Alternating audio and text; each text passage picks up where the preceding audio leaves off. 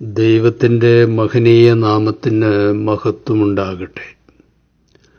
അനിശ്ചിതത്വവും വേദനയും നിരാശയും നിറഞ്ഞ ലോകജീവിതത്തിൽ ദൈവം നമുക്ക് നൽകുന്ന ഏറ്റവും വിലപ്പെട്ട സമ്മാനവും സാന്ത്വനവുമാണ് പ്രത്യാശ. ധനം, ബന്ധങ്ങൾ, വിജയം, ഭൗതിക നേട്ടങ്ങൾ തുടങ്ങിയവയിലാണ് പലരുടെയും പ്രതീക്ഷകൾ.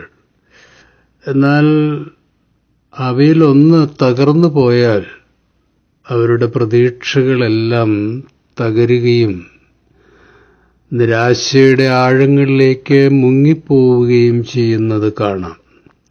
റോമലേഖനം 15-ാം അധ്യായത്തിൽ പ്രത്യാശയുടെ ഉറവിടമായ ദൈവത്തിൽ ആശ്രയിക്കുവാനാണ് പൗലോസ് അപ്പോസ്തലൻ നിർദ്ദേശിക്കുന്നത്. വേദപുസ്തകത്തിലെ സമുന്നതമായ പൗലോസിന്റെ ഒരു പ്രാർത്ഥന കൂടിയാണ് ഈ വേദഭാഗം. റോമാലേഖനം 15-ാം അധ്യായം 13-ാം വാക്യം: എന്നാൽ പ്രത്യാശ നൽകുന്ന ദൈവം പരിശുദ്ധാത്മാവിന്റെ ശക്തിയാൽ നിങ്ങൾ പ്രത്യാശയിൽ സമൃദ്ധിയുള്ളവരായി വിശ്വസിക്കുന്നതിലുള്ള സകല സന്തോഷവും സമാധാനവും കൊണ്ട് നിങ്ങളെ നിറയ്ക്കുമാറാകട്ടെ. പ്രത്യാശയെപ്പറ്റി 4 കാര്യങ്ങൾ ഈ വേദഭാഗത്ത് പൗലോസ് അപ്പോസ്തലൻ പറയുന്നുണ്ട്. 1. പ്രത്യാശയുടെ ഉറവിടം ദൈവം മാത്രമാണ്. എല്ലാം മാറിക്കൊണ്ടിരിക്കുന്ന ലോകത്തിൽ വാക്കുമാറാത്തവനും മാറ്റമില്ലാത്തവനും എന്നും ആശ്രയിക്കാവുന്നവനും ദൈവം മാത്രമാണ്. സദൃശവാക്യക്കാരന്റെ സാക്ഷ്യം ഇങ്ങനെയാണ്. 23-ാം അധ്യായം: നിന്റെ ഹൃദയം പാപികളെ നോക്കി അസൂയപ്പെടരുത്, എപ്പോഴും ദൈവഭക്തിയിൽ ഉറച്ചു നിൽക്കുക. തീർച്ചയായും നിനക്കൊരു ഭാവിയുണ്ട്. നിന്റെ പ്രത്യാശയ്ക്ക് ഭംഗം വരില്ല. 39-ാം സങ്കീർത്തനത്തിൽ സങ്കീർത്തനക്കാരൻ പ്രത്യാശയെക്കുറിച്ച് പരാമർശിക്കുന്നുണ്ട്. കർത്താവേ, ഞാൻ എന്താണ് കാത്തിരിക്കേണ്ടത്? എന്റെ പ്രത്യാശ അങ്ങയിലാണല്ലോ. ദൈവത്തിന്റെ വാഗ്ദത്തങ്ങളിലും വിശ്വസ്തതയിലും പ്രത്യാശ വയ്ക്കുന്നവരെ ജീവിത പ്രതിസന്ധികൾക്ക് തകർക്കാൻ കഴിയില്ല, നിരാശപ്പെടുത്താനും കഴിയില്ല. സർവശക്തനായ ദൈവത്തിൽ പ്രത്യാശ വയ്ക്കുന്നവർ സുരക്ഷിതരും അനുഗ്രഹീതരുമായിരിക്കും. കാരണം വന്നതും വന്നുകൊണ്ടിരിക്കുന്നതും വരുവാനിരിക്കുന്നതുമായ എല്ലാ കാര്യങ്ങളും ദൈവത്തിൻ്റെ നിയന്ത്രണത്തിലാണ്.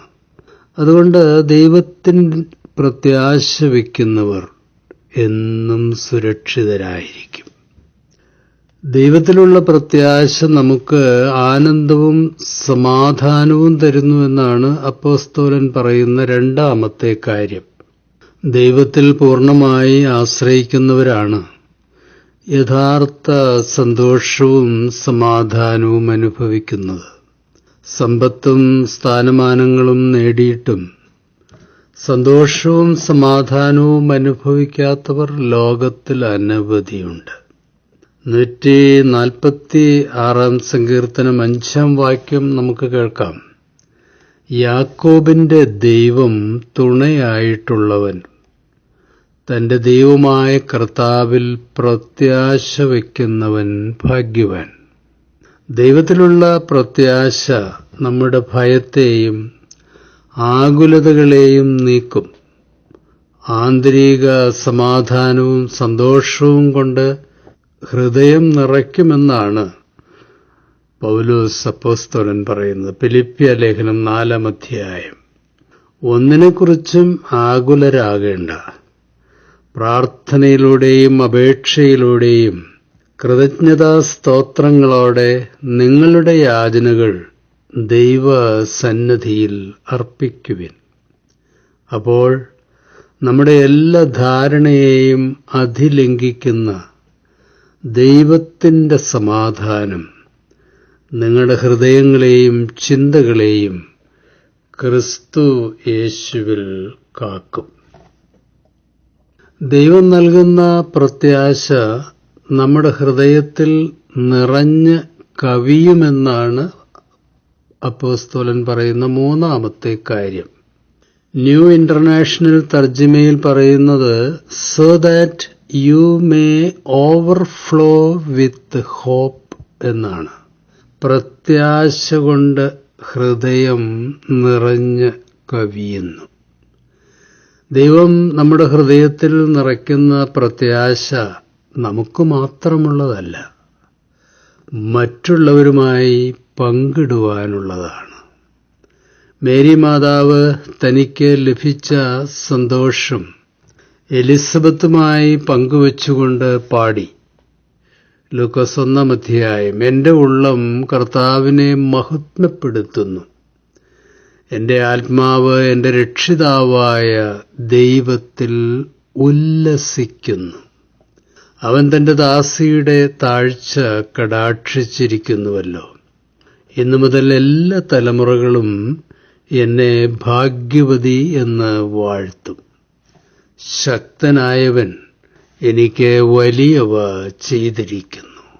അവൻ്റെ നാമം പരിശുദ്ധം തന്നെ. ലോകത്തിൽ ഒരു സ്ത്രീയും നേരിടാത്ത വെല്ലുവിളി നിറഞ്ഞ നിയോഗം ഏറ്റെടുത്തപ്പോഴും ദൈവത്തിലുള്ള പ്രത്യാശയിൽ മേരി മാതാവിൻ്റെ ഹൃദയം ഉല്ലസിച്ചു. ജീവിതാസഹനങ്ങളിൽ ദൈവത്തിലുള്ള നമ്മുടെ പ്രത്യാശ മറ്റുള്ളവരെ ദൈവത്തിലേക്ക് ആകർഷിക്കുന്ന നിശബ്ദ സാക്ഷ്യമാകും. ജീവിത പങ്കാളി, മക്കൾ, സഹപ്രവർത്തകർ, സഹവിശ്വാസികൾ, ജോലിയിലെ സഹപ്രവർത്തകർ തുടങ്ങിയവരിലേക്ക് നമ്മളിലെ ക്രിസ്തുവിലുള്ള പ്രത്യാശ കവിഞ്ഞൊഴുകണം.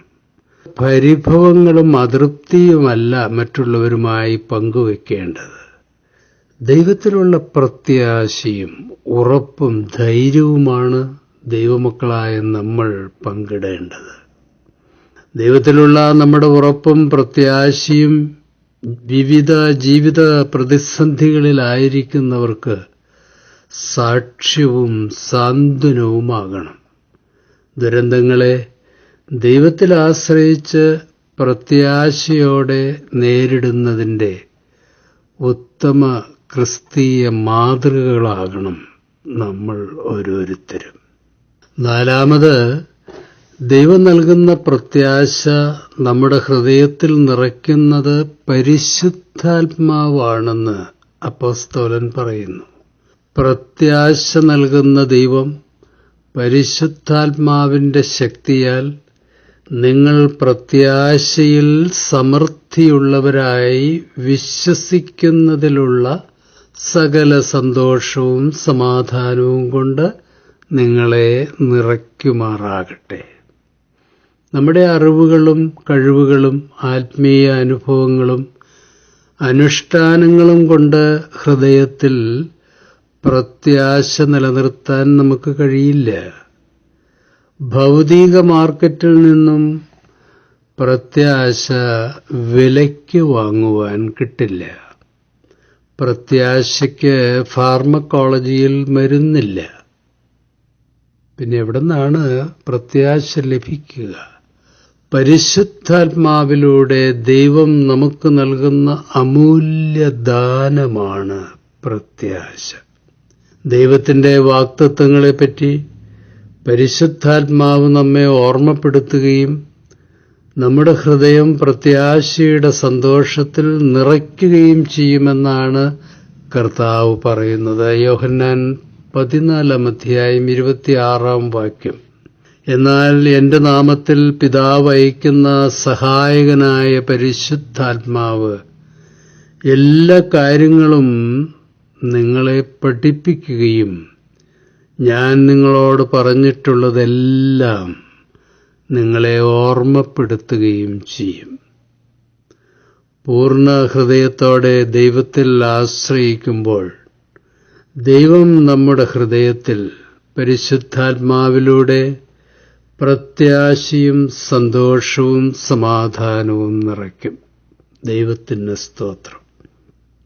പരിശുദ്ധാത്മാവിലൂടെ ദൈവം നമ്മിൽ നിറയ്ക്കുന്ന പ്രത്യാശ നമുക്ക് മാത്രമുള്ളതല്ല, മറ്റുള്ളവരിലേക്ക് നിറഞ്ഞ് കവിഞ്ഞ് ഒഴുകണം.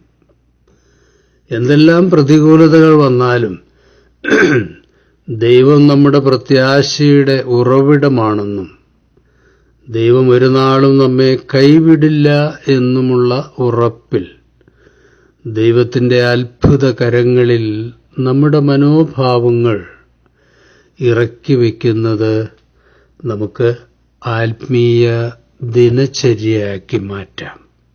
പ്രത്യാശയുടെ ഉറവിടമായ ദൈവമേ, ഞങ്ങളുടെ ഹൃദയങ്ങളിൽ അങ്ങയുടെ സന്തോഷവും സമാധാനവും പ്രത്യാശയും കൊണ്ട് നിറയ്ക്കണമേ.